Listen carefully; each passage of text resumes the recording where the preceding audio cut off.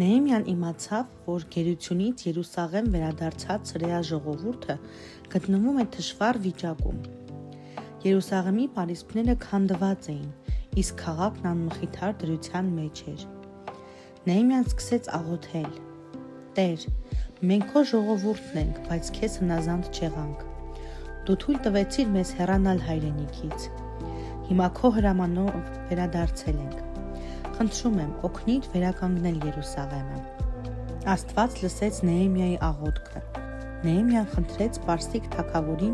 թույլ տալ իրեն վերադառնալ Երուսաղեմ և օգնել քաղաքի պարիսպների կառուցմանը։ Թագավորը համաձայնեց։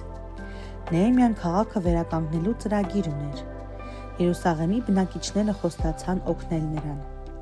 Նեհեմիան երջանիկ էր, որ Աստված պատասխանեց իր աղոթքին։